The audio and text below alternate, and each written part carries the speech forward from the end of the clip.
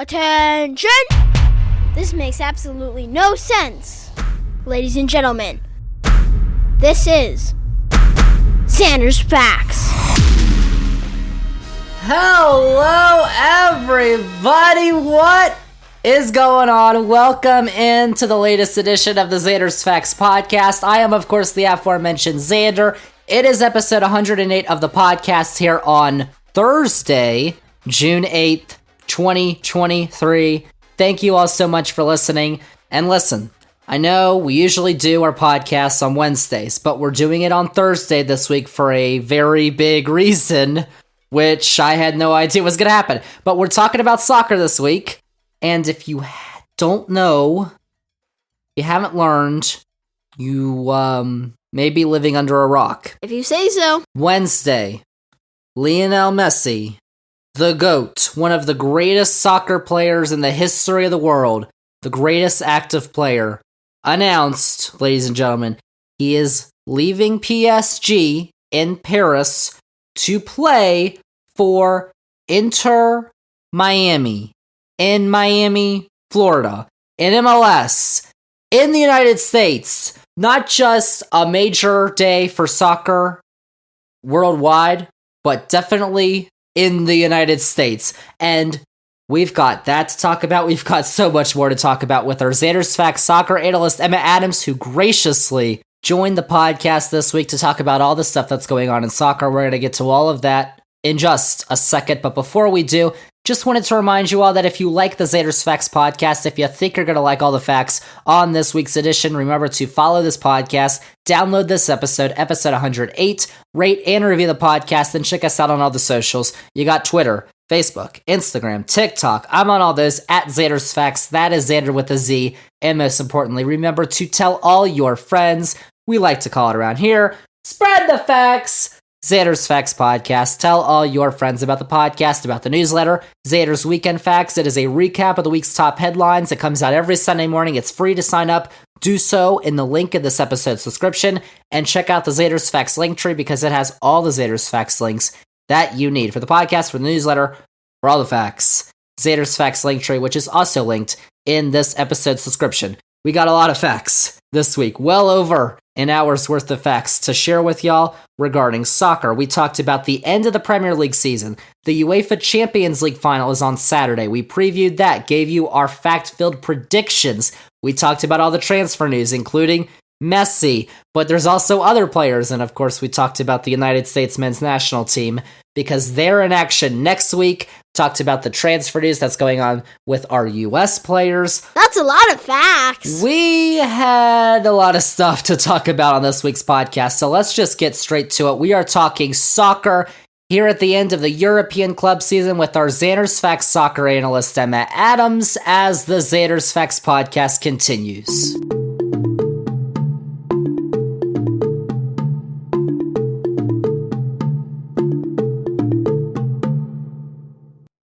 Zander's Facts. All right, everyone, welcome back to the Zander's Facts podcast, episode 108. Y'all, this is like maybe the most excited I've ever been recording a podcast because as you all know, we're talking about soccer this week. We got a lot of stuff to talk about in the world of soccer. The European club season's wrapping up. Transfers are going on. Champions League final. We got to recap the Premier League season. We got to talk about the U.S. men's national team because they're playing next week. Oh my gosh, all topped off by the big one, which was announced today, Wednesday, June 7th, the day we're recording this podcast.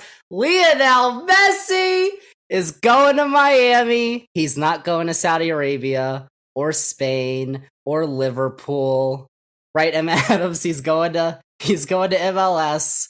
By the way, Emma Adams is our Zander's Facts soccer guru, and she is joining the podcast again to talk about everything that's going on in the world of soccer. Emma Adams, how's it going?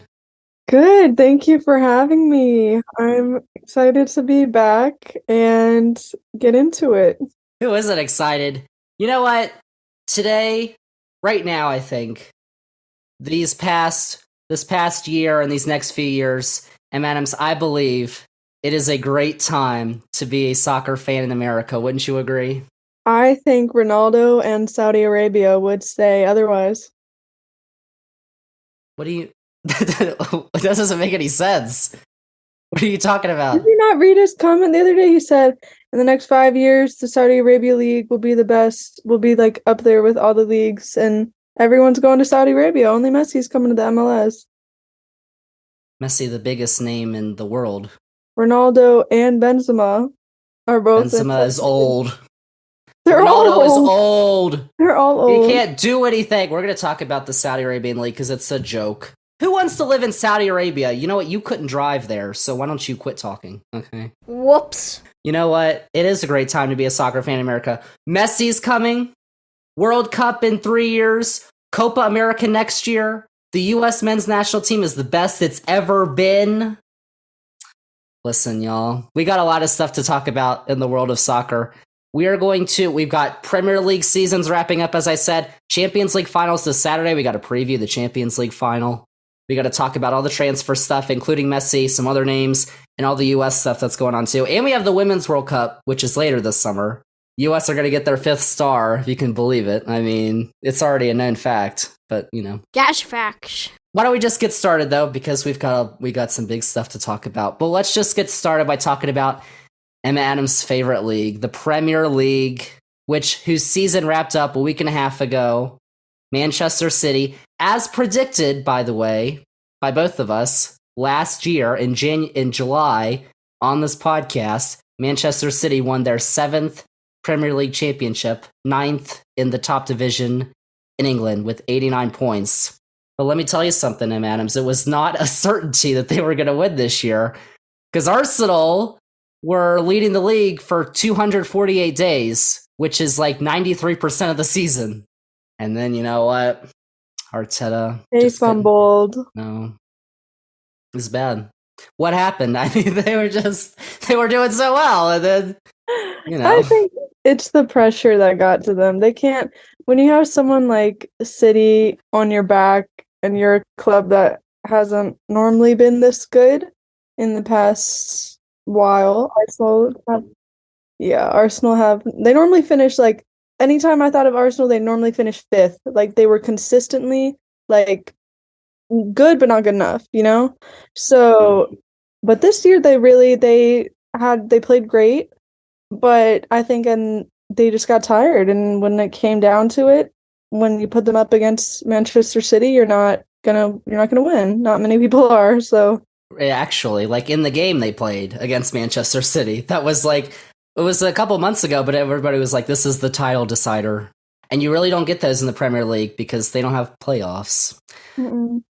But that happened, and Manchester City kind of blew them away. So you're like, 4-1. But listen, Arsenal were the first. This was the first time this year that Arsenal reached 50 points at the halfway point of the Premier League season. Like, not even the 2003-04 team that didn't lose a game in the entire season did that. And they still fumbled the bag. Yeah. But, you know, I mean, the inconsistency is almost like comedic, because we're going to take the last 5 games, right? So you beat Chelsea. Arsenal beat Chelsea. Great. Well, not hard. They beat Newcastle. That's a good game. Mm-hmm. That's 2 Champions League sides. You lose to Brighton. And not only do you lose to Brighton, but it's like 3-0. And it's like, okay, but like Brighton are good, but like still, that shouldn't happen if you're about to win the league. And then you lose to Nottingham Forest. Like, that was just like the real, wow. Tricky trees. And then at the end, you beat Wolves 5-0. Like, all is good. What Didn't happened? matter, though. It didn't matter. No. They tried. They gave it their all. They will contend next season, but they may have a new player next year who may help them out. Something today. What? The Europa Conference League. West Ham. Declan Rice. No, I'm not talking about Declan Rice. I'm talking about Declan Rice. They want Declan. They want him. He's not really that. Yeah. Who are you talking about?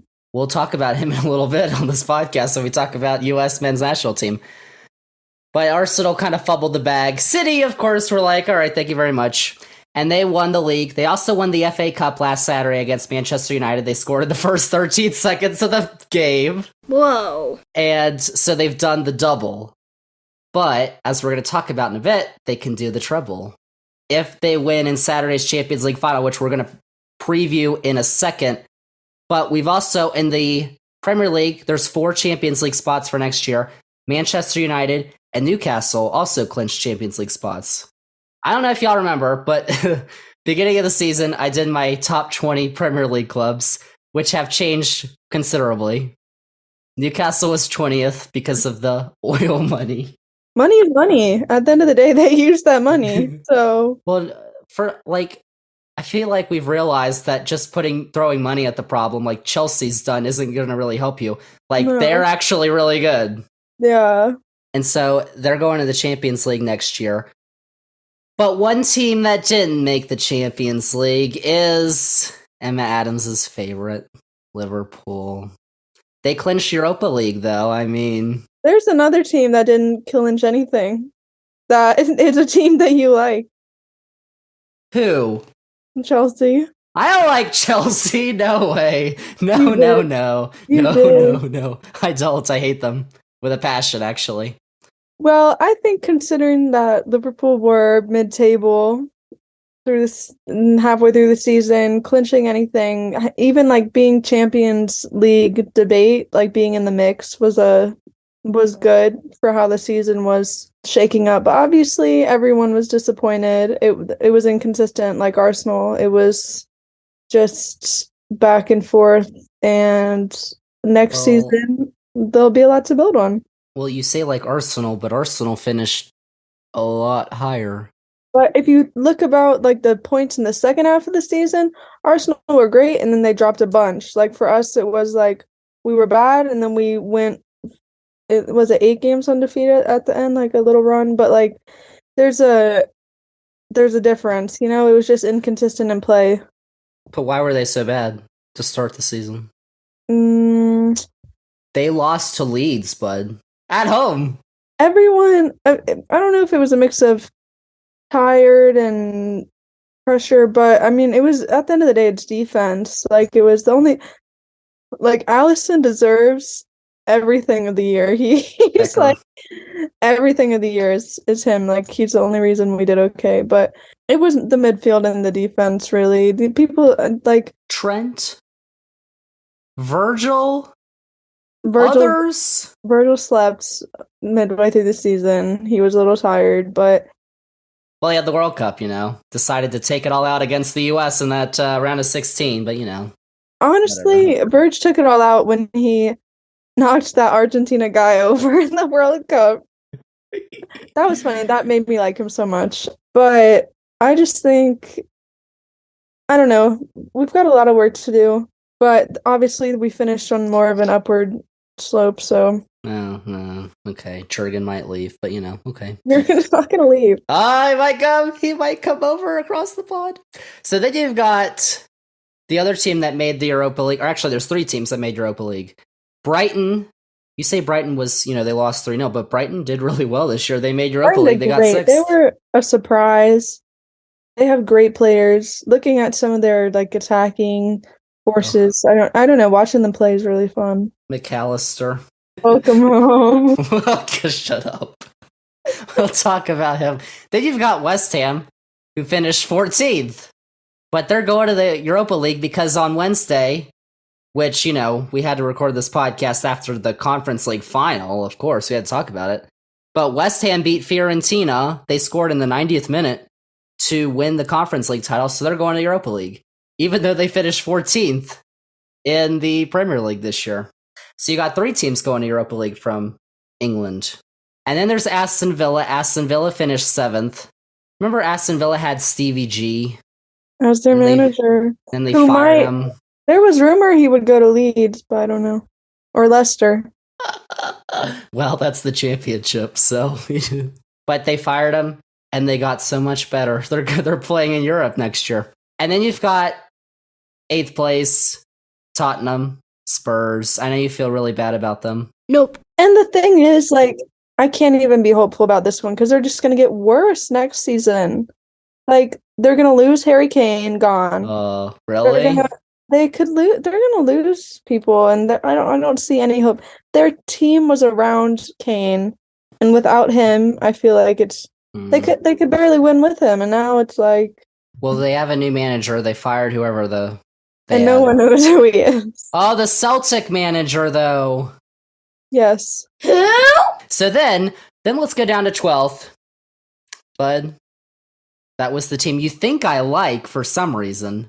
I don't. You liked the past tense. I liked Chelsea. Last time we talked on this podcast. I don't anymore. Chelsea. They finished 12th, 44 points. They had 3 managers this year, all of whom treated the best player on the squad with blatant disrespect. Why would you do this to me? And they said, you know what?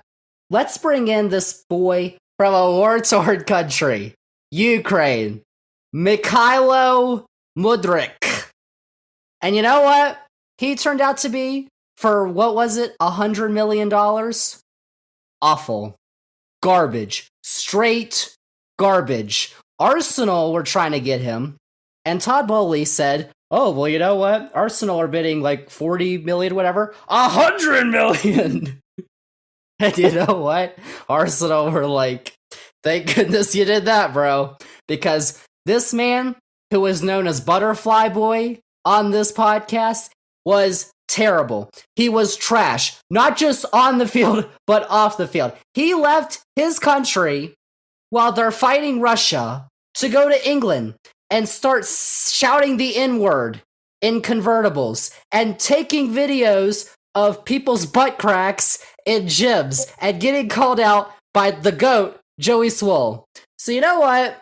I am sick of Chelsea and Butterfly Boy because he's terrible, they're terrible. They chose him over Pooley, who helped them win the Champions League. I'm done.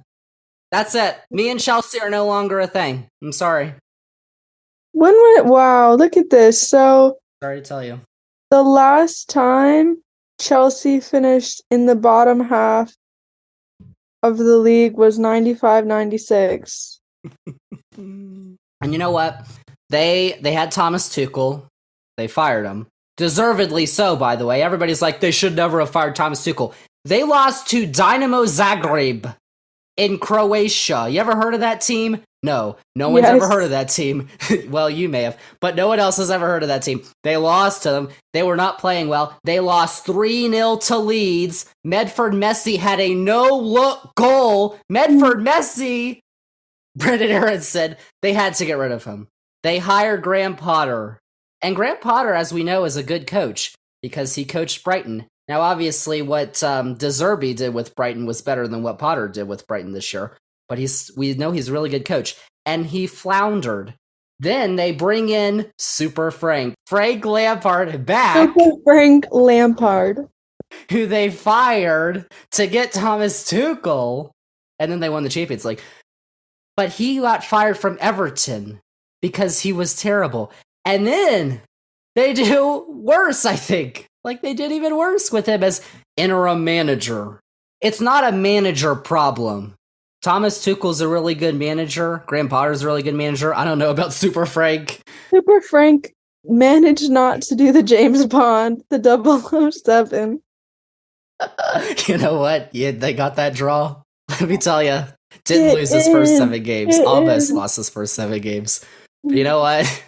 It's not a manager problem. It's not a player problem because a lot of those players still there won the Champions League.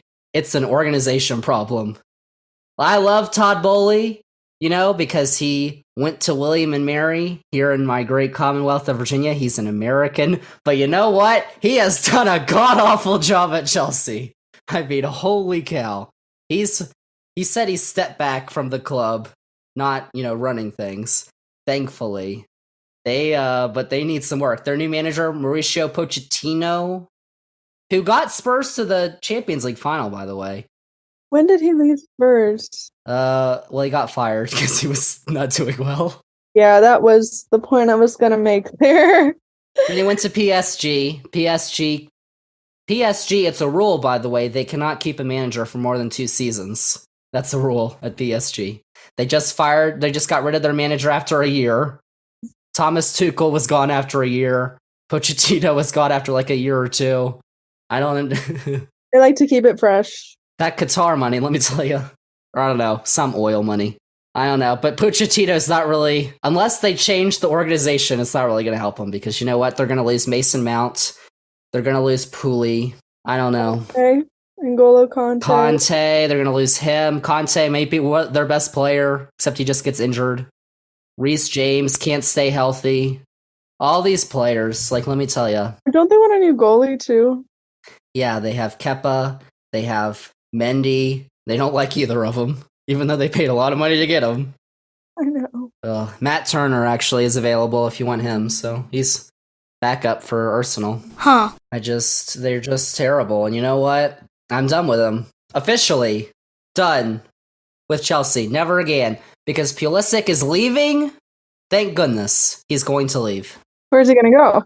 I don't know. We'll figure that Juventus? out. You know Someone said Juventus. I read that. Juventus, Milan. Oh, João Felix. Hold on. We didn't realize how Chelsea lost João Felix. Hey, you know what? I love João. João. That was so bad. Literally everyone was like, we have João Felix. We're going to win the league. And then all of a sudden, he didn't stay from his loan. What punishment did João have to deserve to get sent to Chelsea? Well, he wasn't doing well at Atletico, so. But, you know what? He needs to come on this podcast and tell us what he puts in his hair, because I'd like to get some. Let me tell you, that man, majestic. We'll call him. We'll call him. Can we not talk about them anymore? I'm so sick of them. They're so terrible. Let's go to the relegation battle, though. Gosh, other stuff I don't want to talk about, relegation battle. Everton won. They beat Bournemouth 1-0, final day of the season. And so for the second straight year, Everton barely escaped relegation. Just barely. I mean, listen, bud. Your arch rivals with Everton. Yes, is Liverpool. Crosstown. The stadiums are like a mile away. Yeah, they're super close. So, I mean, I don't know. What do you think about Everton just, barely hanging on? What would you have done if they got relegated? Would you have celebrated? I don't know. There's always that. It's like you get such bragging rights. You could literally say, they could say anything and you're like, yeah, but you got relegated. Yeah, but you're literally not in the Premier League. You're playing Huddersfield. Yeah, but at the same time, it's well, then there's no Merseyside derby. Then there's no, I don't know. It makes the league less interesting when your rival isn't even in it. So, but it's great. They're not doing that well right now for us because as long as we get to play them and we know we're going to win, okay, great. But it's a little sad. They do have some good players on there and it's sad to see them fall so low when they shouldn't be, but we'll see what happens next year. Another team I felt that way that I've just felt utterly disappointed in was Leicester. Well, they did get relegated, so. They have James Maddison, they had Jamie Vardy, they had I guess they're older now, but not even Madison's in his 20s, but one of my favorite presidents. I mean, not funny. They won the league 7 years ago, I think it was, right? 2016, I think. 7 years, yeah. And so many of the players, Leicester really made a name for themselves, and the same players are on the team, and they got relegated. And it's sad to see. You know what's also... Well, actually, hold on. Just go back to Everton for a second. I read something that MSP Sports Capital, which is from New York, is investing a lot of money in Everton now. So they're going to get a jolt of money. So they might not be bad for long. That jolts of money is probably going to their stadium that they can't afford anymore. That's probably true. Another sad thing, though. Actually, I'm not sad. I'm happy now. Is Leeds. If y'all remember my top 20 Premier League clubs, guess who was number 1? Leeds. They were Leeds United States at the time. And you know what, bud? They fired Jesse Marsch. Was that a good idea? Should they have done that? No. No, they shouldn't. And I have the stats to back it up, too. Because if y'all remember back in February, it wasn't going so well, okay? They were not in the relegation zone, but they were bottom half. First half of the season, they beat Chelsea 3-0. They beat Liverpool at Anfield. What was that? The first time Virgil van Dijk lost in the league at Anfield? This is true. Like, they were doing really well. And then, you know what? Stuff happens. But they were doing fine. They fired Jesse Marsch. And immediately, you look at the graphs, the stats, immediately, they drop off.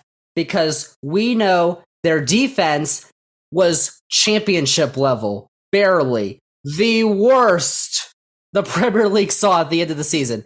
They were hot garbage. And what Jesse Marsch tried to do is try to play panic soccer. They like to call it panic football. Panic soccer, basically, which is just like score as many goals as you can, which they were doing sometimes, and they won games that way. It was defend from the front by scoring so much. Yes. And that works sometimes. It's a prime example of when things are bad, it can always be worse. Because things were bad with Jesse Marsch, but it can always be worse than it was worse when he was gone. So because the players they had on defense, and you know what? You know who their best player was this season? Maybe their best player. Rodrigo was pretty good. Tyler Adams was really good too. You know him? Weston McKennie was their best player. Weston McKennie didn't do that well, let me tell you.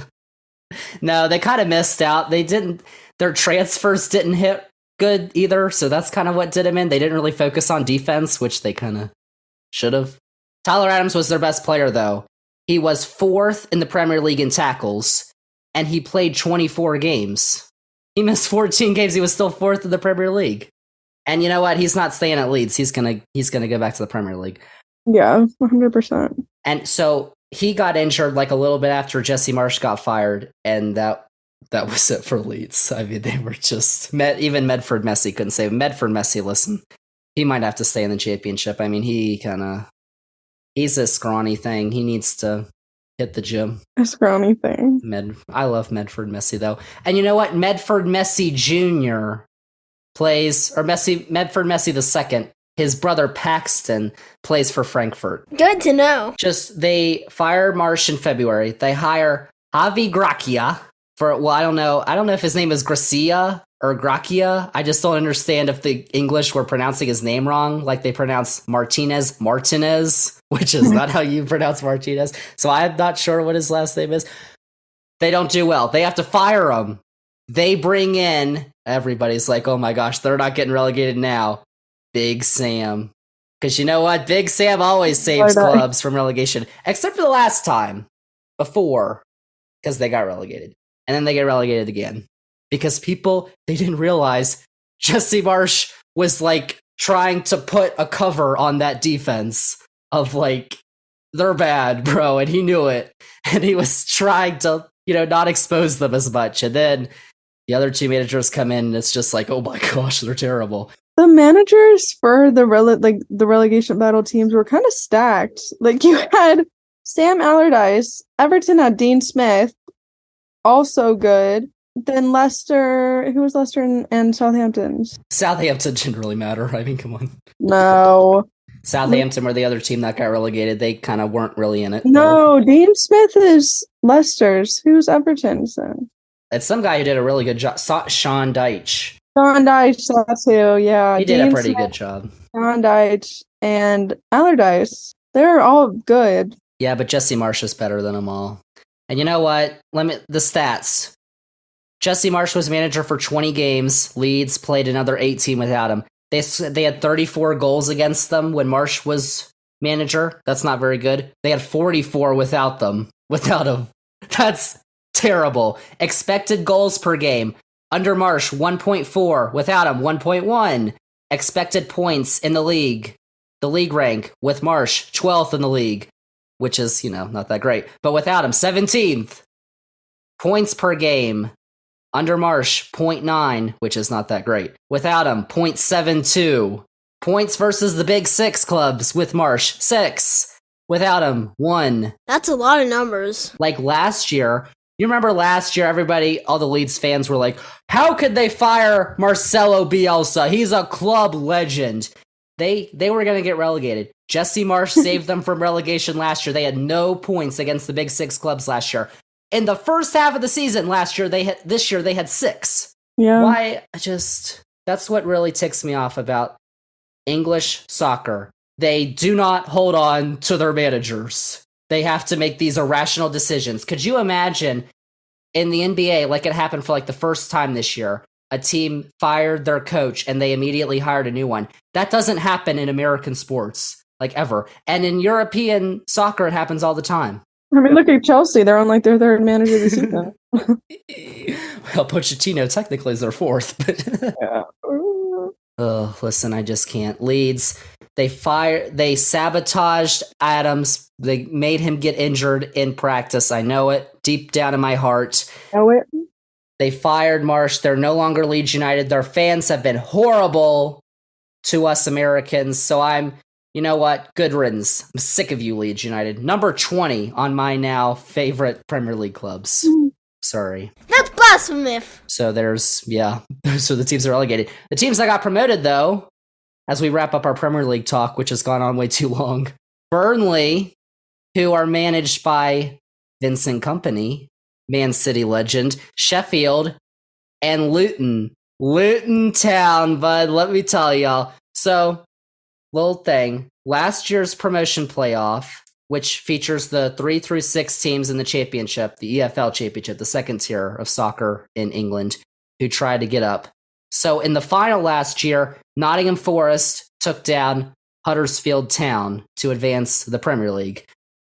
U.S. men's national team goalkeeper Ethan Horvath was a member of Nottingham Forest. He didn't play in the final, though, but he was a member in that playoff final last year. He was loaned to Luton Town for this season, and you know what? He ended up starting in the promotion playoff final, which went to penalties. And you know what? Luton won. So 2 straight years, my legend. I'll have to see the stats on whether he saved the penalties or they... No, well, mind tricks. You know the mind tricks. You know how it goes. Right. Horvath has been in the playoff final. He's won it for 2 straight years. Nice fact. I love that man, by the way. If y'all remember the 2021 Nations League, he saved that penalty against Mexico. That man is a U.S. men's national team legend, and he's like 22 years old. And if reports are correct, Luton have the option to buy him permanently. So it's possible he could be their starting Premier League keeper next year at Kenilworth Road, which... I don't know if y'all have seen the pictures, but the 10,000 seat stadium, like a college basketball arena, is bigger than Kenilworth Road, and it's surrounded by homes. I think that's going to be intimidating in a way for away fans. Oh yeah, you gotta go through somebody's yard, somebody's house to get in. Yeah. So they're gonna have to do a lot of improvements though this summer to be ready for the EPL. Like they're saying, like the first few games might have to be on the road for them because they're gonna have to do like a lot of work. It's rough. We're done with the Premier League though. We're gonna preview the UEFA Champions League final, which takes place on Saturday though, between Manchester City from England and Italy's Internazionale, also known as Inter Milan. It is the first ever competitive competition between these two sides. Adams, did you know that? I didn't. They've only played twice before in friendlies that took place over 10 years ago. July 31st, 2010, Inter won 3-0 in Baltimore. Oh, no. The next year, exactly 1 year later, July 31st, 2011, in Dublin, Ireland, Man City won 3-0. It's a fact. Wow. Can you believe that? That's like a fact you're not going to hear anywhere else, No. to be honest. Last year's let's just talk about these two teams real quick, though, because last year's champions were Real Madrid. What a final that was last year. I remember that final where they banned all the Liverpool fans. That was pretty cool. That was so sad. They all got their money back. All the fans got, like, abused. That was a tragedy. Imagine if, like, you're playing and, like, you know, your family's in the crowd and, like, the supporters are being abused. Okay. So Real Madrid were taken down by Manchester City in the semifinals. It was a rematch of last year's semifinal matchup, if y'all remember, because last year Real Madrid's Rodrigo scored 2 late goals, like the 90th minute and the 91st minute, to force the second leg of the semifinal in extra time. Karim Benzema, we'll talk about him a little bit in a minute. He hit a penalty in extra time to advance to the final. And then this year, after there was a 1-1 draw in the first leg of the Bernabeu, City, they crushed Madrid in the return leg in Manchester 4-0. Behind 2 first-half goals from Bernardo Silva, then they had 2 second-half goals from Akanji and Alvarez. And then previously, before that, in the round of 16, Man City took down Leipzig 8-1, 7 goals in the second leg, and they beat Bayern Munich 4-1 in the quarterfinals. So Man City are advancing to their first Champions League final since, but this was back when I liked this team. 2021, their 1-0 loss to Chelsea. That was my first game as a Chelsea fan. I remember I was like, Pulisic plays for this team? That's their only previous Champions League final appearance, by the way. So this is just their second ever.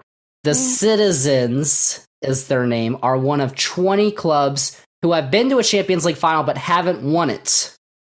Can you name all 20, Adams? No. I don't think so. But 3 other clubs have been to multiple and haven't won. That's Atletico, who have been to 3, Reims, who have been to 2, and Valencia have been to 2. Manchester City are also one of 4 English clubs who have been to a Champions League final but lost it. So, can you name those other 3 English clubs, Emma Adams, who have been to a Champions League final but haven't won? Manchester, no. They've won it. They've won it, obviously. Arsenal? Yes, 2006 is their only appearance, and they lost. Arsenal, you said 3 other? 2 others. 2 more. Yeah. Arsenal, Big Arsenal rival. West Ham? No, from 4 years ago. Another Chelsea, another London team. We talked about them. Chelsea, Newcastle not there. Give me, where did they end in the league this year? What, like 8th? 8th. Tottenham. Yes. Because we beat them. Yes, and one more from 1975. This team made their only Champions League final. It wasn't called the Champions League back then. It was something else. Maybe like Villa. What about Aston Villa? No. It's a team who finished very low this season. Southampton. No. Oh. No. You're Bournemouth? very close. Very close to Southampton. Not Leicester. No. Not Leeds. Yes, Leeds! 1975. Leeds United made the final of the European Cup, whatever it was called, and they lost. And you know what? They ain't getting back anytime soon, let me tell you. No.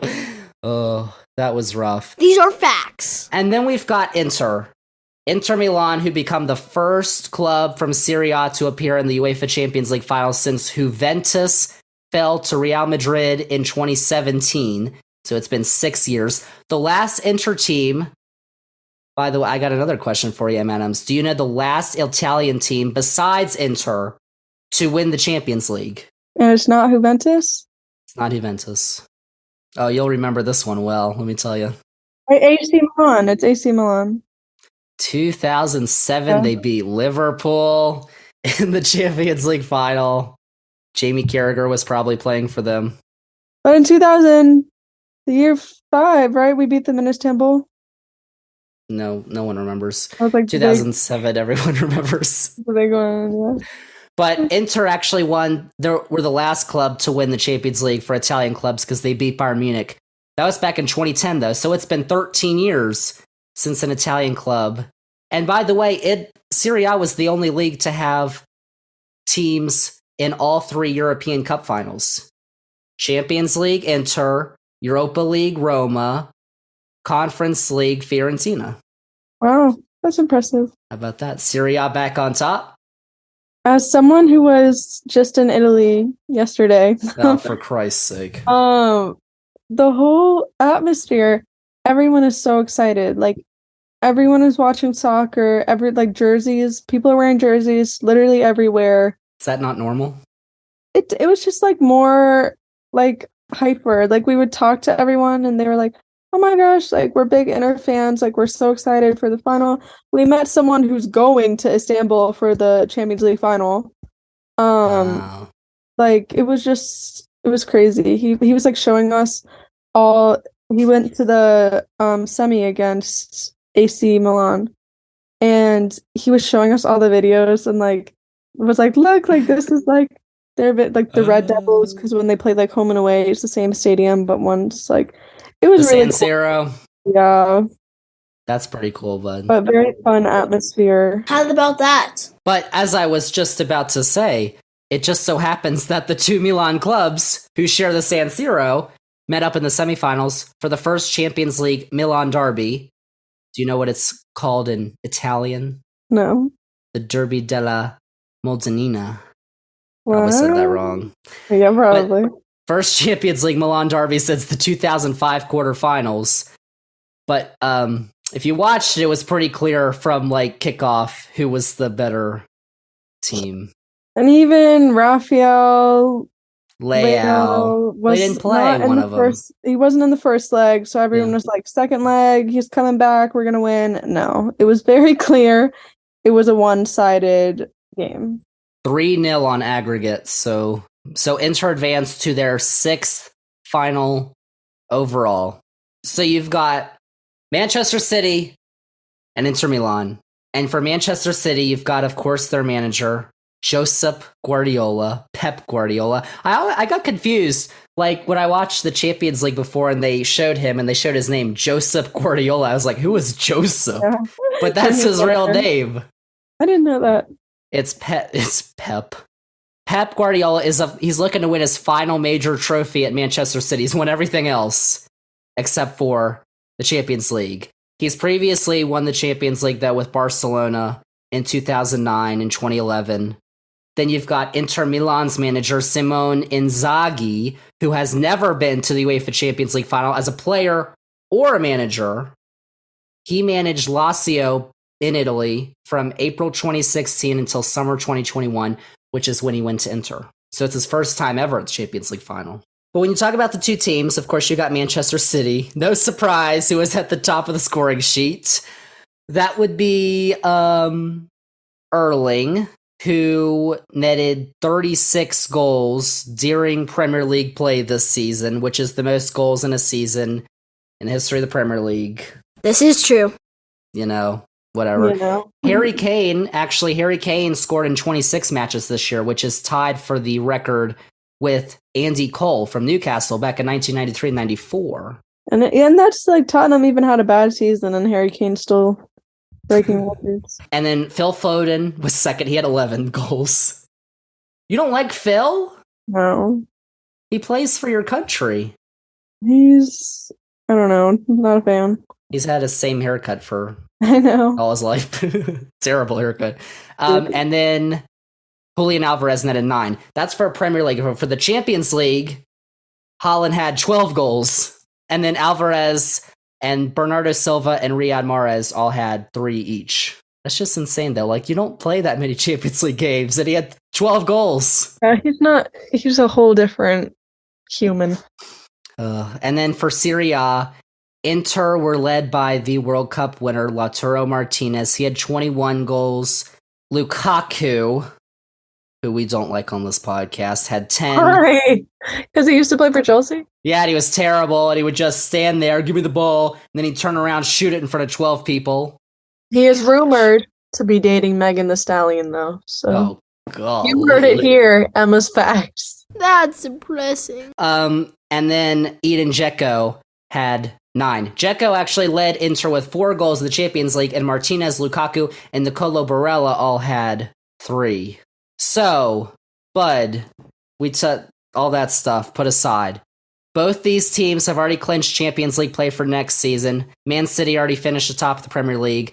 Inter finished 3rd in Serie A, along with Napoli, who won the league, which was pretty cool, Lazio, and AC Milan.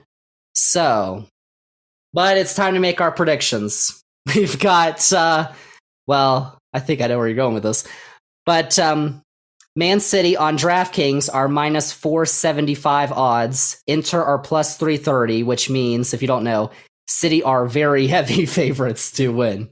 M. Adams, who you got winning Saturday's Champions League final? Here it comes. As much as I would love to see Inter Milan win, like for so many reasons too, I think it's probably going to be a landslide for City.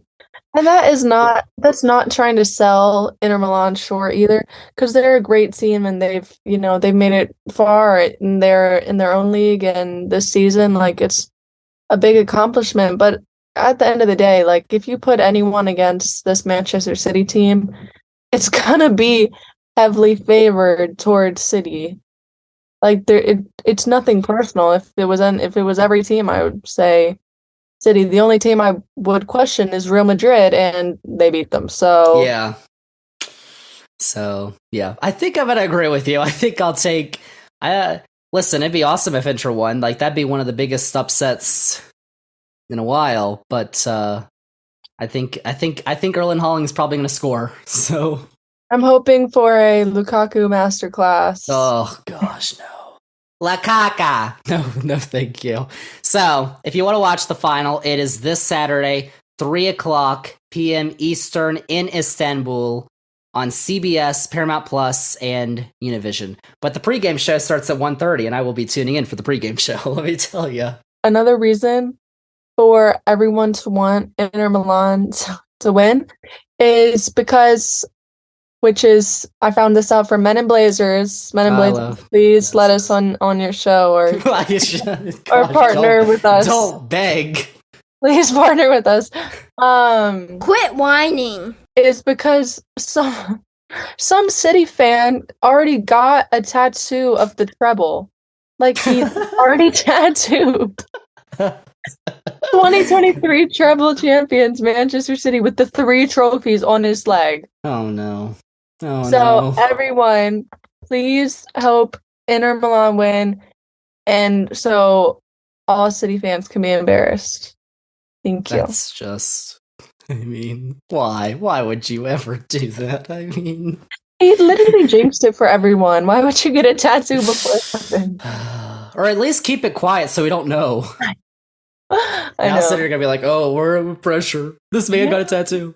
No. Before we move on, though, I feel like we should give a shout out to the this is weird, but the television network that is airing the Champions League final, CBS. I said the pregame show starts at 1:30, which you're going to want to watch because that studio show that they have, it's a stacked lineup. It might be the best studio show like in all of sports. Kate Abdo, Thierry Henry, Jamie Carragher, Micah Richards. Like, I don't miss a second. Like, it's amazing. I love them. Gosh. And you know what? What CBS has done, I think, for soccer in America has been awesome. Not just the Champions League, not just the fact that they put the Champions League final on big CBS, like with the biggest reach in the country. They put midweek, like on Tuesdays and Wednesdays, they put midweek games on CBS. They have Serie A on Paramount Plus, which they do a really good job with. They just started this Golasso network, which is the only 24/7 soccer network in the US, which I was watching this morning, of course, because they were talking about Messi. It was like, that's awesome. Like, compared to, well, NBC has done a really great job with the Premier League too, so not including them. But like ESPN and Fox, who do okay. But CBS has blown them out of the water. Like, they do an amazing job.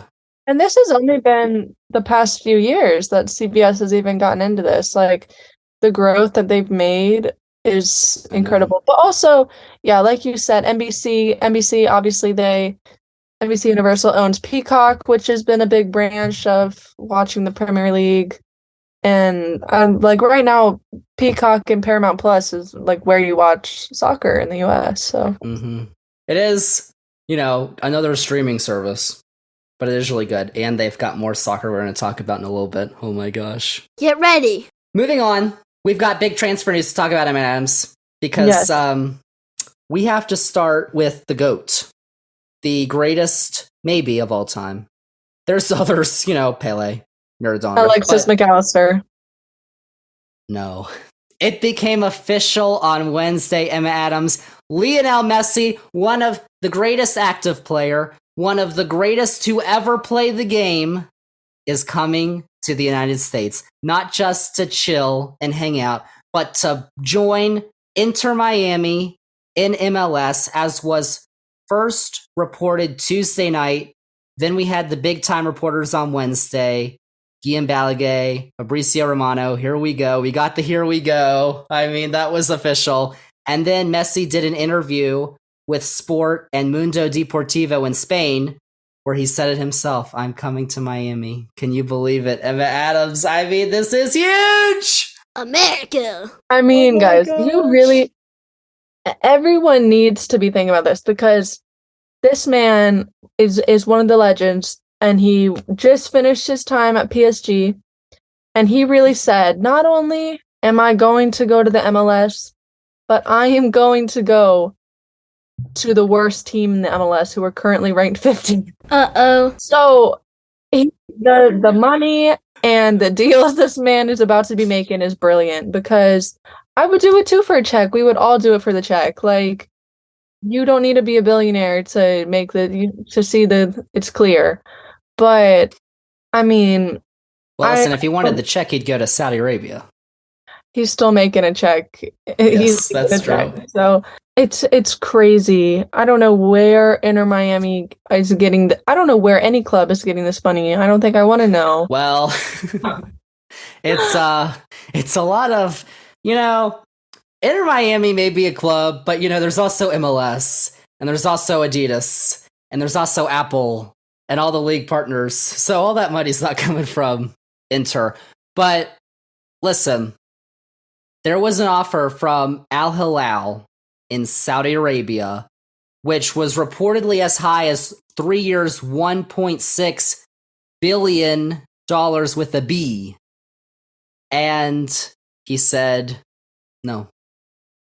Which, why would you want to live in Saudi Arabia? Like, when you're already a billionaire, and you're like 1.6 billion to compare to however many millions he's making in the US, and he gets to live in Miami and gets a bunch of brand deals that'll probably end up making 1.6 billion anyways. So it's Listen, like, y'all, Florida may be garbage, but it's at least better than Saudi Arabia. Might as well be tan and be in fancy Miami as well. So the only other option Messi had, though, was his longtime club of Barcelona in Spain. Like, I don't think people realize he joined them when he was 13 back in 2000, and he stayed there for 21 years. And he probably would have gone back if Barcelona weren't idiots. Like, they have all these financial troubles. They couldn't get a deal done. And Messi was like, I'll read you some of the quotes from his interview, but like, he was probably going to go back there. And they just, I don't know what's wrong with them. Well, here, so he did that interview with Mundo Deportivo Wednesday, June 7th in Spain, and a bunch of the quotes, so I'll just read a bunch of them here for you. He said, quote, if it had been a matter of money, I'd have gone to Arabia or elsewhere. It seemed like a lot of money to me. The truth is that my final decision goes elsewhere and not because of money. Unquote. But with we all know it's because of money. Well, that's funny. He also said regarding Barcelona, quote, I really wanted to return to Barca. I had that dream, but after what happened 2 years ago, I didn't want to be in the same situation again, leaving my future in the hands of someone else. I wanted to take my own decision, thinking of me and my family. I heard reports of La Liga giving the green light, but the truth is that really many things were still missing in order to make my return to Barca happen. I didn't want to be responsible for them to sell players or reduce salaries. I was tired. I love to be close to Barcelona. I will live in Barcelona again. It's already decided, he says. I hope to help the club one day because it's the club I love, unquote. He goes on to say, though, quote, I received bids from other European clubs, but I didn't even consider those proposals because my only idea was to join Barcelona in Europe. With Barca deal collapsing, I wanted to try something different now in Miami. Unquote. quote. And then, you know what? Barcelona decided to put out a statement, which read in part, quote, President Joan Laporte, who is the president of Barcelona, understood and respected Messi's decision to want to compete in a league with fewer demands, further away from the spotlight and the pressure he has been subject to in recent years, unquote. Disgusting! I mean, yeah. Like, well, what are you gonna trash him on your way out? Like, bro, Inter Miami is gonna be a bigger club than Barcelona in 10 years. Whoa. There's no pressure when you're already the bottom of the league. They are. They're 15th in Eastern Conference. They're second worst in entire MLS. LA Galaxy is behind them. LA Galaxy. They have 15 points. Sad. I know. They just fired their manager, Phil Neville, brother of Gary. They lost to DC United last Saturday in Miami, or in their stadium's in Fort Lauderdale. By the way, their stadium is like really small. Like they're planning to open a new stadium by the airport, but a lot of this, like, the tickets are going to go crazy. Like they could put the games in Hard Rock Stadium, which is where the Dolphins play, 70,000 seats or whatever, and it would sell out probably. No, it would not. Oh, yes, it would. No. Yes, it would. People are going to go crazy. People who don't care about soccer are like, I'm going to go see Messi play. Like, and not in a stupid friendly, like this Premier League Summer Series. I'm sorry, y'all. It's stupid, okay? I'm not paying $100 a ticket to go up at the rafters of FedEx Field to watch Fulham play Chelsea. And it's not even their A team, it's their C team. Like, yeah, Pulisic's not going to play. He's not going to be there anyway. I'd rather pay. Well, listen, y'all. I am going to the DC Miami game July 8th. So, Messi, if you are listening, July 8th, I know you probably aren't going to play, but even if you just went. Or be there. But if you just went there, Messi, I would love you forever. What are you talking about? If you want to do that. But, like, I'd rather pay, however, it's probably 4 times as much now to go watch Messi in an MLS game that's actually competitive and not some silly international friendly that we have in the summer. So you know what? I think they could sell out Hard Rock Stadium. Because a lot of people, let me tell you, Adams. No, like in Atlanta, Atlanta United plays in Mercedes-Benz Stadium where the Falcons play. They're going to open up the upper level. Charlotte FC plays at Bank of America Stadium where the Panthers play. They're going to open up the upper level and they're probably going to sell out. So we'll see. They will. I'll bet you like $1 million. Deal? Deal. $1 million. They will. Let me tell you. But you talk about the Messi deal. MLS has these weird salary and roster rules, so it's kind of, junky. But they got help from Adidas, who makes the kits for MLS. Messi's an Adidas athlete. From Apple, who, listen, Apple broadcasts MLS exclusively beginning this year. We talked about it on this podcast. MLS Season Pass is their new subscription service, which I did a podcast on like a little bit ago. Around the world, like England, Italy, China, and the US, you buy MLS Season Pass. That's the way you watch Apple. You know how many people in Spain, in England, in France, or wherever are going to buy MLS Season Pass because they want to watch Messi? No, it's not going to be 0. It's going to be a lot of people. In the US too. So Apple's like, you know what? That sounds like a pretty good idea. Yeah. So they're going to get a lot of money. And he'll reportedly receive an option to buy a stake in an MLS club once he retires, which is what David Beckham did, if you don't remember. David Beckham, he took his talents to LA Galaxy in 2007. He exercised that option to get a stake in Inter Miami. True that. And you know what? We saw those pictures like a week ago of David Beckham at PSG in France. What do you think he was talking to Messi about? So you know what? That could be awesome. And you know what? If people buy MLS Season Pass, then they can watch the other 28 teams too. 29 when San Diego joins in 2 years. Listen, y'all, it's going to be amazing. Here comes the fact. I will make the claim right now that today, Wednesday, June 7th, the day of recording this podcast, is so far the biggest day in the history of soccer in the United States. Wow. Until we win, Copa America next year and the World Cup in 3 years. But for now, biggest day in the history of soccer in the United States. Truly believe that, because what Messi's going to do is people are going to watch Lionel Messi. People who don't even care about soccer are going to watch him at Miami. And people are going to be like, oh my gosh, this game of soccer is pretty cool. There you go. It is, M. Adams. It is. It's really cool. It is. I mean, gosh, I'm so excited. We have to move on, though, because we have other stuff to talk about, including some other transfer news. Jude Bellingham, who plays for Dortmund, a previous Liverpool target, is heading to Spain to Real Madrid for a reported $120 million plus transfer fee, signing a contract until 2029. Why are you crying? That is so much money.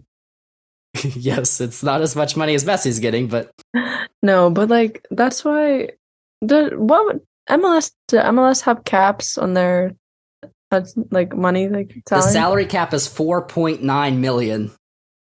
Yes. Wow. But Yeah. it's all, the roster rules are so weird. Like, he's not getting the bulk of his money from Inter Miami. He's getting it from Apple and Adidas. Yeah. Okay, but yeah, obviously not many clubs can front 120 million on one player, so Fenway Sports Group? cannot. No? No. Oh. No, we have no money. Well, no money. $42 million for Brighton's World Cup winner Alexis McAllister. Confirmed with a here we go from Fabrizio Romano. I heard 35 Maybe euros or pounds or whatever. pounds sterling, yeah. Well, you transferred over, it's $42 million. But for one player who is a World Cup winner, that means we have 80 million more to spend before we even hit the Jude Bellingham limit. But Jude plays for England. I do, bro.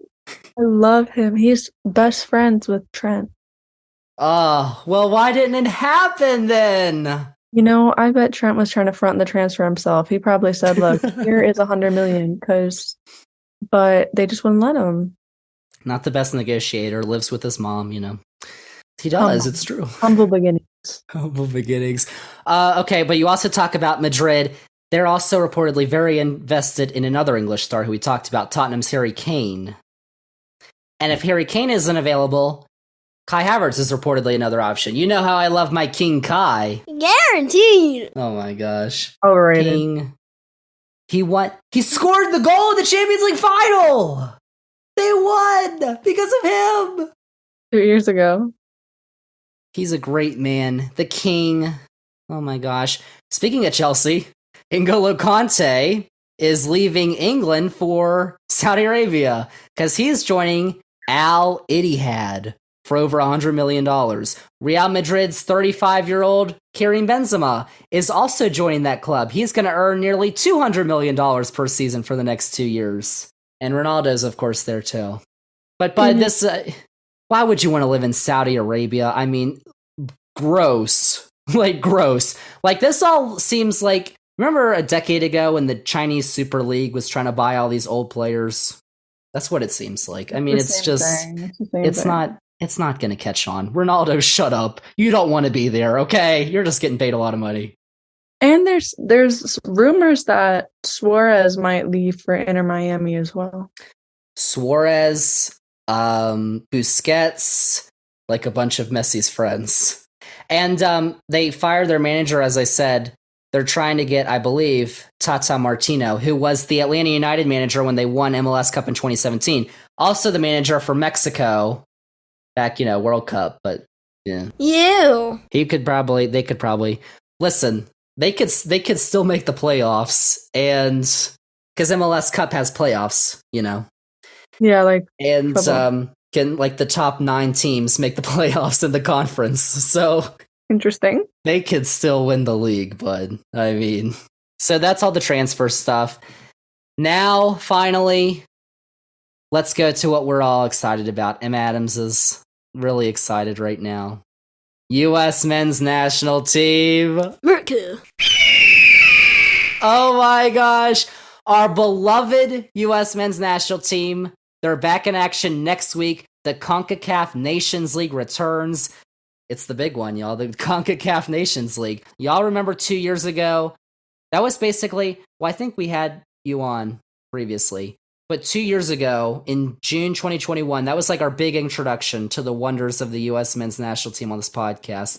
Because I think that game against Mexico in the CONCACAF Nations League final, which was 3-2, extra time thriller, Pulisic penalty. Pulisic! Buries it in the upper 90! Ethan Horvath saves a penalty in like the 128th minute. Guardado from this spot. And he's denied!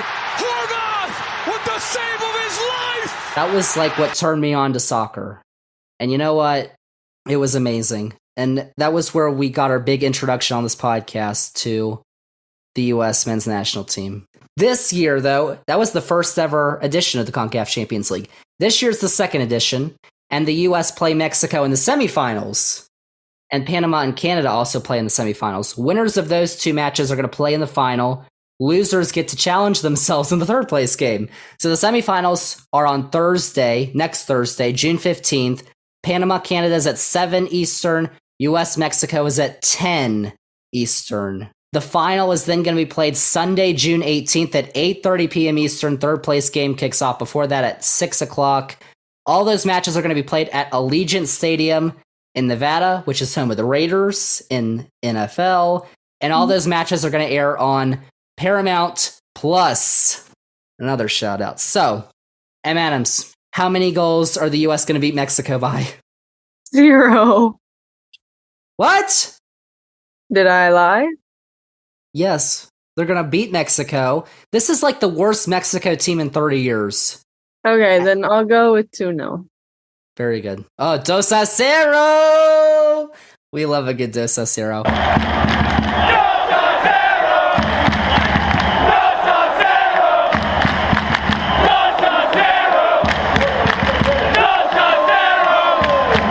And then I think they'll probably play Canada, and they'll beat Canada. And you know what? CONCACAF Nations League winners again. Congratulations. By the way, the UEFA Nations League finals are also being played next week. Semifinals are next week, Wednesday. You've got Netherlands, Croatia, Spain, Italy the next day. Both those matches kick off at 2:45 Eastern. Those games air on FS1. The final is on Sunday, June 18th at 2:45 p.m. Eastern. That airs on Fox. Where is England, Emma Adams? Who's going to win? Netherlands. Really? Yeah. With Virgil. And Cody Gakpo. Debatable. CONCACAF Nations League's the real big one, though. I mean, that's the one that counts, you know. Well, England, you know, where are England? Like, why are... I hear all this stuff about England are so much better than the U.S., but you know what? We were the better team in that 0-0 draw in the World Cup, I believe. Pulisic was like an inch away from Pickford, and then we make the Nations League semifinals. England doesn't. Wow. Aren't there more teams in the Euros than the CONCACAF? Oh, no. CONCACAF has like 100 because all those little tiny islands in the Caribbean are their own country and their own team. But they're not like every team in the Euros is good. Canada's bad. Mexico's bad. That's 2 out of Costa Rica, Panama, Honduras, El Salvador. Listen, England has never played on a cow patch in the rain in El Salvador. The U.S. have to do that. I would like to see England do that. Trent would break his ankle. Harry Kane would start crying. Jordan Pickford would just be screaming at the bazoolas. It would be a disaster, let me tell you. Well, I'll tell you what won't be a disaster is when England play Malta next Friday for our Euro qualifiers. Thank you very much. Wow, how many goals? How many goals are we going to score? 9? Million. 11? I would like you to know that we have won all of our Euro qualifiers so far. 1 against Italy, 2-1. 1 against Ukraine, 2-0. A war-torn country. Those were the only 2 we've played so far. Oh, and 2 teams that didn't make the World Cup. But Italy, you said Italy's in this final that you said where England is, but apparently Italy plays so well in European competitions and not international competitions. Well, I don't know because they can't do that well if they are not going to qualify for the Euros because we just beat them. So they'll qualify for the Euros. They'll be okay. But basically, we play Malta next Friday, and then 3 days later we play North Macedonia. So big time clubs. Hoping for 2 dubs, so then we can qualify for the Euros.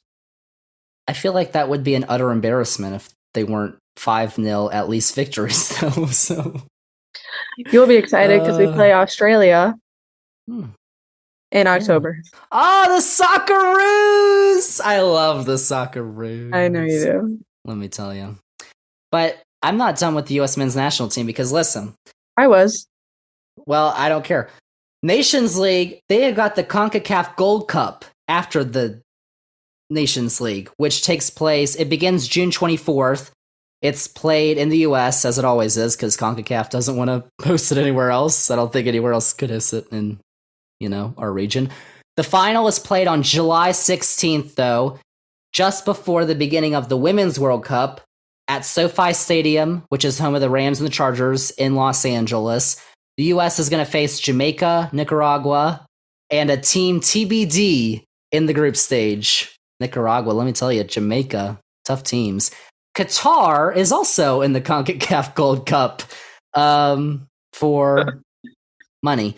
And of course, Panama, Canada, Costa Rica, Mexico are among the other notable teams. And all those matches are going to air on the Fox networks later in the summer. It's probably going to be the B team for the U.S. or C team, just like it was 2 years ago. But you know what? We still beat Mexico's A team. So you know what? Give me a break. We'll see. They are. And then, bud, there's also the manager situation for the U.S. because I know you love, what's his name, Southgate, but we didn't really love Greg Berhalter. His contract ran out after the World Cup. Anthony Hudson, who was the former New Zealand manager and Colorado Rapids manager in MLS, he was the assistant. He was an assistant at the World Cup. He was the interim manager for the first half of the year until he departed because we found out on Tuesday he loved Qatar so much during the World Cup, he's decided to move there. He is the new manager at Al Markaya in Doha. Listen, he got the bag. I mean, he got the bag. Ugh. So now we have a second interim manager, BJ Callahan, who was also an assistant under Berhalter. He's never been a head manager, though, for a major club. He was assistant for Philadelphia Union, though, for 5 years before he was assistant for Greg Berhalter. But Callahan has been confirmed to manage the team during the Nations League and the Gold Cup. So, listen, if we could beat Mexico with our second interim manager, listen, man. The U.S. need a little help about finding managers. Well, okay, let me tell you, I got an explanation for why this has happened, okay? Because I know you remember all the Gio Reyna drama. Yeah. Well, so the director of football, or the sporting director, Ernie Stewart, he left back in January to become the director of football at PSV Eindhoven in the Netherlands. Mm-hmm. Matt Crocker, who was the former Southampton director of football operations, was hired back in April. He won't start full-time until August, though. So they're still, but they need a sporting director. And they got one, so now they have to figure out, a manager. He also, though, oversaw Southampton's academy from 2006 to 2013, oversaw the development of players like Gareth Bale, Alex Oxlade-Chamberlain, Luke Shaw, James Ward-Prowse, guys who are pretty good. Well, Oxlade-Chamberlain just got sold. Whatever. He also has some international experience. He joined the FA, England's Football Association, in 2013. He was the head of teams coaching, working with then under-21s manager, Gareth Southgate, and then a director of elite development, Dan Ashworth, who's now the sporting director at Newcastle. And during his run overseeing the youth teams, he oversaw the under-15 through 20 teams. Through 2020, the U17 and the U20 teams won their World Cups in 2017. The U19s won the Euros that year. So, he didn't do a bad job, even though England is, And in The Athletic, when they did their write-up about Crocker, they wrote, quote, sources who have worked closely with Crocker describe him as the perfect fit for U.S. soccer because of his experience in building up sporting infrastructure and implementing a strategy and culture, unquote. So, perfect fit, M. Adams.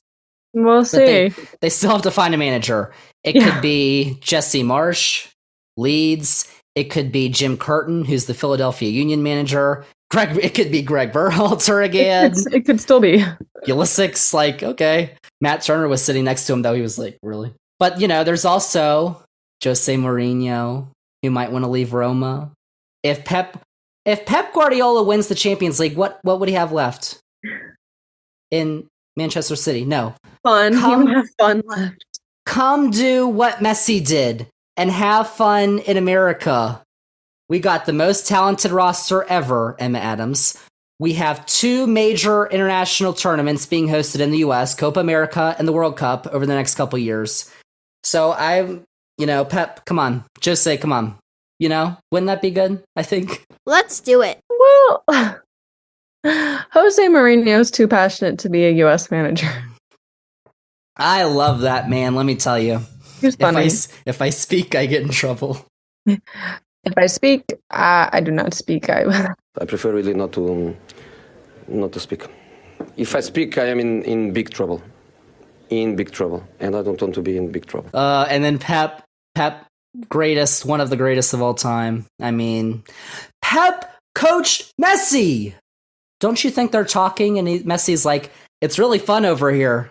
Come on. Well, I don't think so, but we'll see. I do think so, though. Messi isn't even over there yet. He will be. Listen, the NBA Finals are in Miami. If he goes courtside to a game, let me tell you. Oh my gosh. Which are tonight, Wednesday. That's too soon, though, right? Well, he could fly. True. All right, let's wrap up, though, with some transfer talk for the U.S., because we have to talk about the U.S. We talked about Pulisic. He needs to leave Chelsea.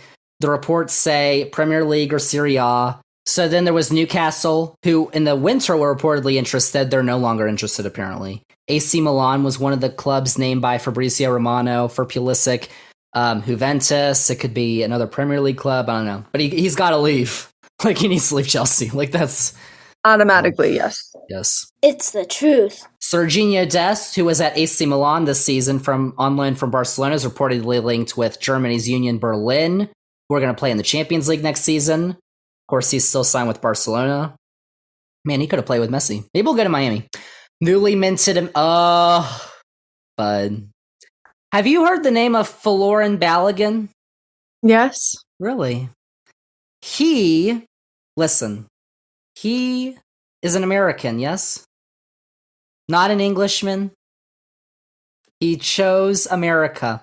This 21-year-old legend chose America. I think that was too add over England because Gareth is a dummy. Because he knew he could start and he couldn't start at England. Oh. Harry Kane is not 21 years old. Yeah, exactly. His experience. The US love him. He said that all the comments on his Instagram posts of American flags and saying "Come to America" helped persuade him. No England flags. No one saying "Come we don't to want the him. three We don't lines." need him. Oh, you don't need him. Oh, 2030, you'll be talking differently when Harry Kane is in a nursing home and Folarin Balogun is winning his second straight World Cup. Right. So he was at Reims in France this year. He scored 21 goals, which was 5th most in the league. That was a fact. He, though, has ended his loan, and he's back at Arsenal. Reports are mixed, though. Some say he could leave. Others say he could stay. But if he goes, the 2 Milan clubs are highly linked at the moment. So, listen. That man, you're going to watch him in the CONCACAF Nations League play against Mexico. Oh my gosh, you're going to be like, oh my gosh, screw Harry Kane. I love this guy. I mean, come on. Oh, watch. He's an American. America. And then you got another U.S. striker, Ricardo Pepe. He may be on the move because he's 20 years old. He was on loan from Augsburg in Germany at FC Groningen in the Netherlands. Groningen finished last in the Netherlands league. They only had 18 points this year, and they got relegated. But Pepe scored 12 goals, had 3 assists. Both were tops on the team, which tells you how bad they were. They're bad.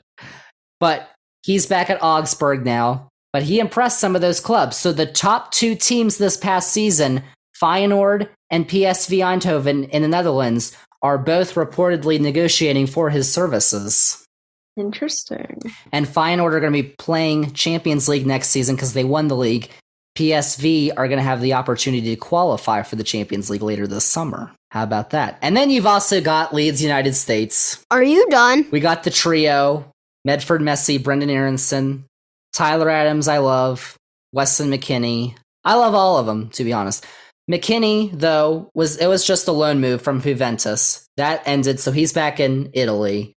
Aronson and Adams, though, are still with Leeds, who were, of course, relegated. Although, for Tyler Adams, a move back to the Premier League appears more and more likely because right now the teams currently linked are Forest and Manchester United. We'll see. And, of course, I told you he had 89 tackles in the Premier League this season, 4th most in the league while playing in just 24 games. Fact! Like, he could be loaned or sold. Aronson, I don't know, probably the most likely to stay. Reports say that a loan move could be possible, especially if Jesse Marsch ends up somewhere. True. I don't know, we'll see. Speaking of Jesse Marsch, though, the wrongly fired Leeds United manager has been the subject of the rumor mill already, Emma Adams, because reports say that on the international side, he's one of the favorites to land the job of his home country, which is obviously the U.S. I don't know, we'll see. On the club side, though, he's reportedly among the top contenders for Monaco and France. Listen, I would love to go to a game in Monaco. Yeah. And Celtic in Scotland, both clubs who are looking for new managers. And then I saw today that there's reports that say Ajax, who finished 3rd in the Netherlands this year, 13 points behind Feyenoord in 1st place. They may be interested in Jesse Marsch. People realize, Adams, that it was not Jesse Marsch's fault that they got relegated. People realized that it wasn't his fault and that he's a good manager. He managed Erling Haaland in the Premier League. I don't know if you remember this several years ago. Erling Haaland was playing for, did I say Premier League? Champions League. Erling Haaland was playing for Salzburg. Salzburg came to Liverpool in the Champions League, and you know what? Took him to the brink. So I think that Jesse Marsch may end up at Manchester City, but you know what? There's that connection, let me just tell you. I don't know.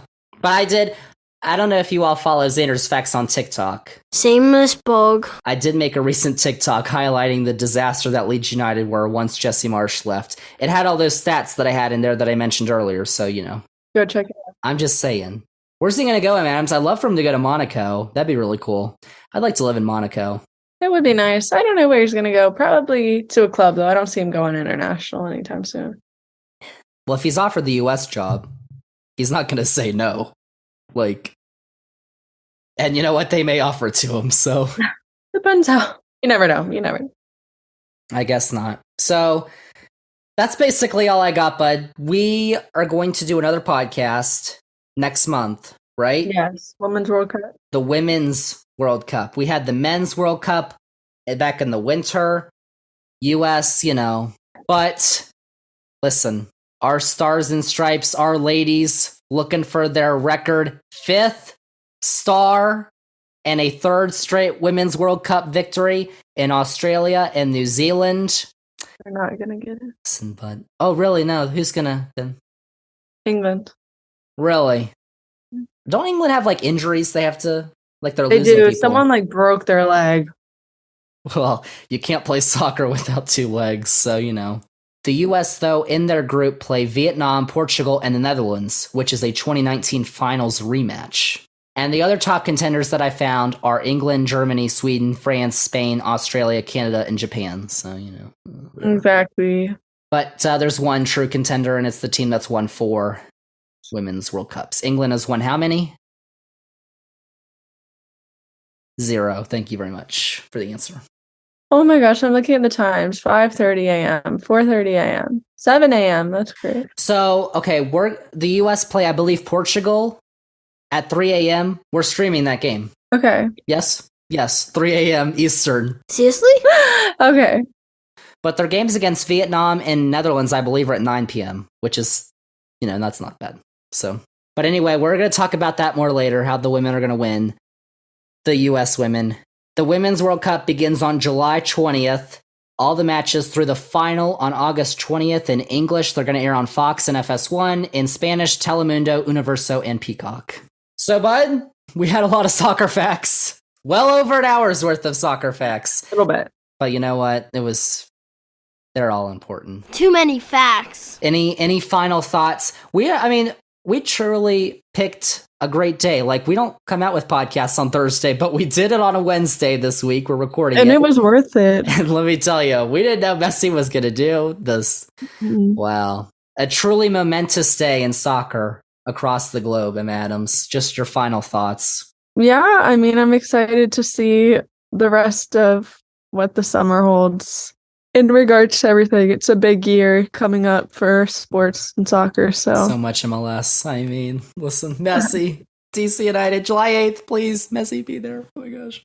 Please. All right. Em Adams, once again, our Zander's Facts soccer guru. Thanks again for coming on the podcast, sharing all your facts. Thank you so much. Zander's Facts. Oh, yeah. Thanks again to Emma Adams for coming on the podcast, our Zander's Facts soccer guru. We had a lot of facts to talk about on the podcast this week, y'all. A lot. First off, we were going to record this podcast on Wednesday and come out with it on Thursday, as I told y'all last week at the end of last week's podcast, just to warn y'all, because we usually come out of podcasts on Wednesday. And we had no clue the Messi news was going to drop on Wednesday. So it was kind of perfect timing. But I will reiterate that today is a huge, one of the biggest, if not the biggest days in the history of soccer in the United States. This Messi move is going to be massive.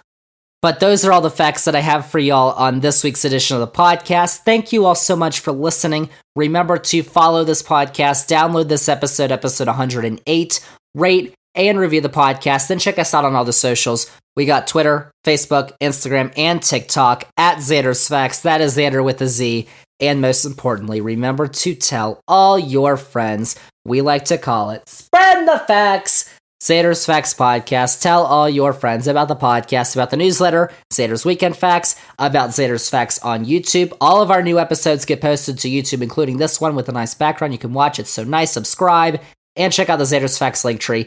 It has all the Zander's Facts links that you need. So that's it with episode 108. Episode 109. Of course, more facts are coming up next week on the usual day, on Wednesday. So be sure to tune in on our regular day, Wednesday, June 14th, for the next episode of the Zander's Facts podcast. But that is it. That is a wrap on episode 108 of the Zander's Facts podcast. Thank you all so much for listening, and we'll see y'all with episode 109 next week.